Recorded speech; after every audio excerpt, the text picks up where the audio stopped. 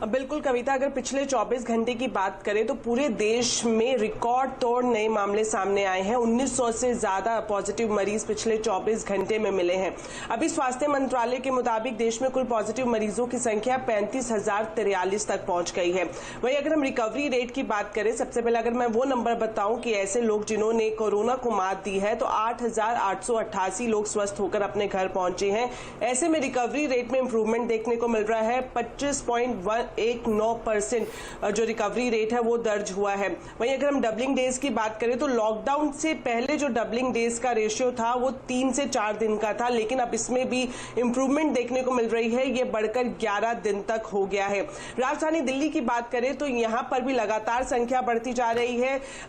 3515 मामले यहां पर कुल कोरोना के हो चुके हैं। एक बड़ा फैसला दिल्ली सरकार ने लिया है ये कि जितने भी कंटेनमेंट जोन्स हैं और वहां पर जितने भी लोग रह रहे हैं उन सभी का कोविड-19 टेस्ट कराया जाएगा। पहले सरकार की स्ट्रैटेजी ये थी कि जहां पर जो ऐसे मरीज पाए जा रहे हैं उनकी विसिनिटी के आसपास 3-4 घरों का टेस्ट किया जाए, लेकिन अब कंटेनमेंट एरिया में जितने भी लोग रहते हैं उन सभी का कोविड-19 टेस्ट कराया जाएगा। जिस तरह से हमारे संवाददाता बता रहे थे कि अलग अलग राज्य सरकारें अब स्ट्रैटेजी तैयार कर रही हैं कि किस तरह से प्रवासी मजदूरों को उनके राज्य तक पहुंचाया जाए, तो दिल्ली सरकार और पुलिस मिलकर भी एसओपी तैयार कर रही है। अगले 1 से 2 दिनों में जितने भी दिल्ली में फंसे हुए प्रवासी मजदूर हैं उन्हें ट्रेन और बस के माध्यम से उनके राज्य तक पहुंचाया जाएगा। एक अपडेट मैं आपको दे दूं जो कि बताना जरूरी है कि रेलवे ने भी अब इसकी शुरुआत कर दी है। हमें ये सूत्रों से जानकारी मिल रही है कि गृह मंत्रालय ने रेलवे को मंजूरी दे दी है कि वो अलग अलग राज्यों में फंसे मजदूरों को उनके राज्य तक पहुंचाए। इस लिहाज से आज सुबह ही आंध्र प्रदेश के लिंगमपिली इलाके से झारखंड के हटिया के लिए 1200 लेबरर्स को लेकर ट्रेन रवाना हो गई है। ये पहली ट्रेन है, लेकिन आने वाले वक्त में हम और भी राज्यों से ट्रेनों को जाते हुए देखेंगे प्रवासी मजदूरों को लेकर। जी कविता। अहमदाबाद गुजरात की ओर रुख करते हैं जहां पर मनीष देसाई हमारे साथ जुड़े हुए हैं।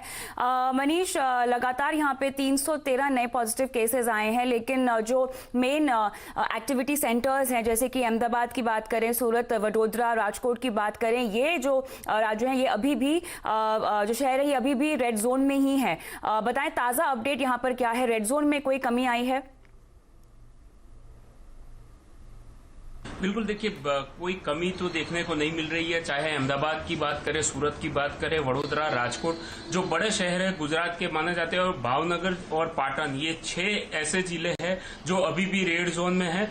कुल आंकड़े अगर देखा जाए तो 4,395 केस गुजरात के हैं, उसमें से 90% केस केवल इन 6 जिलों के हैं। तो ये सरकार ने जो जोनिंग की है उसमें ये चीज को खास ध्यान में रखा गया है कि केसेस की संख्या कहां पर ज्यादा है, और इसको लेके ये 6 जिले जो है वो 3 तारीख के बाद भी लॉकडाउन के बाद खुलने के कोई आसार नहीं दिख रहे हैं।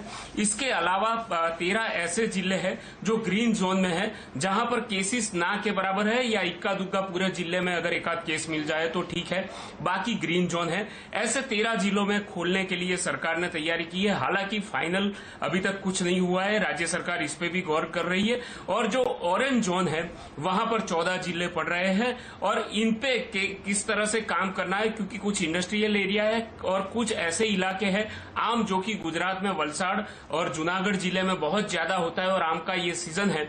ऐसे में किसानों का नुकसान न हो ये भी ध्यान रखने के लिए सरकार सोच रही है, और लोगों को आम खाने को भी मिले ये भी सबसे अहम बात है, क्योंकि ये जो मारामारी चल रही है, महामारी चल रही है, इसमें लोग काफी परेशान है। लेकिन अगर आने वाले समय को ध्यान में रखें तो काफी चिंताजनक समय है, क्योंकि आंकड़े लगातार बढ़ते जा रहे हैं। रोजाना 250 से 300 केस राज्य भर से नए निकल के आ रहे हैं। हालांकि टेस्टिंग जो है बहुत भारी मात्रा में हो रहा है। ये एक ऐसा सब्जेक्ट है जिसके कारण केसेस की संख्या ज्यादा शायद दिख रही हो, ऐसे सरकार का दावा है। लेकिन करीब 200 से ज्यादा लोगों की, 214 लोगों की अब तक मौत हो चुकी है। बिल्कुल, काफी चिंताजनक स्थिति लगातार बनी हुई है, लेकिन हम सबको इंतजार करना होगा शाम को हेल्थ मिनिस्ट्री की तरफ से जो बुलेटिन आती है उसमें ताजा आंकड़े क्या कहते हैं। फिलहाल शुक्रिया आप सभी का तमाम डिटेल्स के लिए। हम आगे बढ़ते हैं। गैर कोविड मरीजों को भर्ती ना किए जाने की खबरों के बाद दिल्ली सरकार जो है एक बार फिर से प्राइवेट हॉस्पिटल्स को चेतावनी यहां दी है सरकार ने।